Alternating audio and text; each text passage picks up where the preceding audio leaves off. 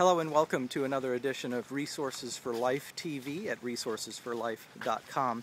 My name is Greg Johnson, and this is a brief video discussing the benefits of the iPad, the new Apple iPad that was announced in January of 2010. I think it's been mistakenly compared to netbooks, small notebook computers, or existing, cell phone devices. It's really neither of those. When you try to compare it to, a cell phone, of course, then it becomes unusably large. It's not something you'd want to fit in your pocket. When you compare it to a small notebook computer, of course, it doesn't have any drives in it, and there's no keyboard. It's a touch device, so it's really awkward as a notebook computer. However, I do think that it really fits and fills a niche, a gap in the marketplace, and I think it's a really useful device. Really, the only point of reference when thinking about the iPad and trying to compare it to something, the only point of reference we have really is, the Apple technology, the iPod Touch or the iPhone. It's really closer to the iPod Touch. I think that's a more honest and accurate and effective method of comparing that device and trying to make sense of it. So let's make a comparison then between the iPad and the iPod Touch. In the case of the iPod Touch, you have a very nice user interface, and there's no camera, there's no video, but nonetheless, Apple's sold millions of those devices. So with the iPad, Apple is taking the iPod Touch one step further in functionality.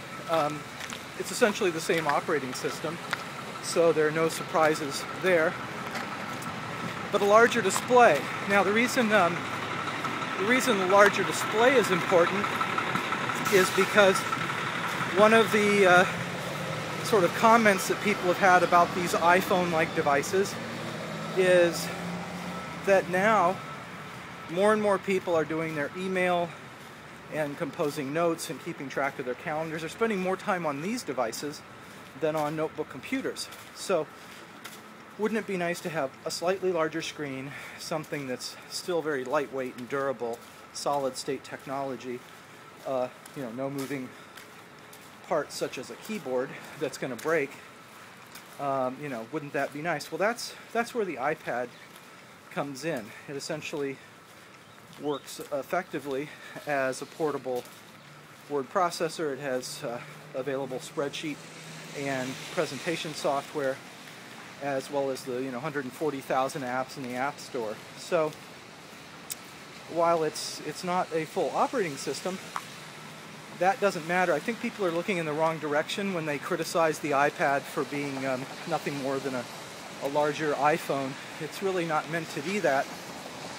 If you look instead at the functions that people need to perform on a computer, the iPad should be able to do about 95% of what most people do on computers. You keep track of your contacts, your calendar, you surf the web, you check your email, maybe you write up a document, word processing, spreadsheets, presentations,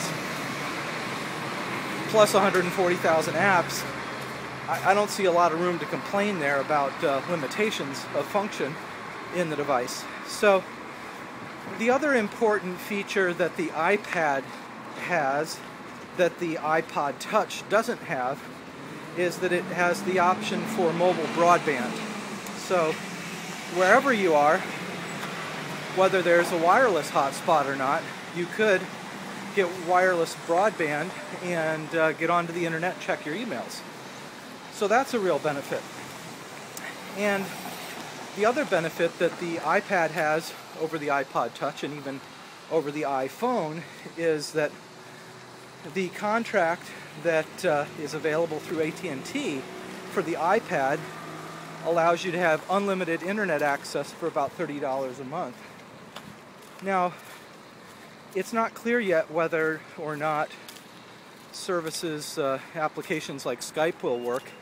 But if Skype works, then the iPad could be essentially a replacement for your phone, because you could, using your wireless broadband, get on the internet and then use Skype to make phone calls, or at least use wireless for sure.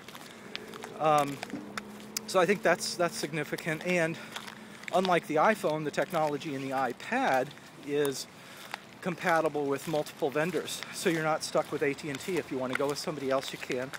And in fact, something that hasn't been really disclosed yet in the media, but I think it's significant, is that Sprint, Verizon, other companies have what they call mobile hotspots. You can get a little device that's about the size of an iPhone, and it becomes your mobile hotspot. So wherever you are, you can have internet service through whatever carrier, the carrier of your choice.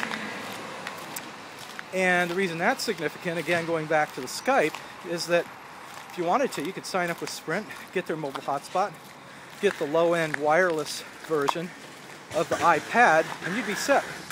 You'd have internet, email, phone calls wherever you go using Sprint or Verizon's mobile hotspot. So anyway, that's a quick introduction into the iPad. Nobody's really seen it in the real world environment other than the initial launch last month.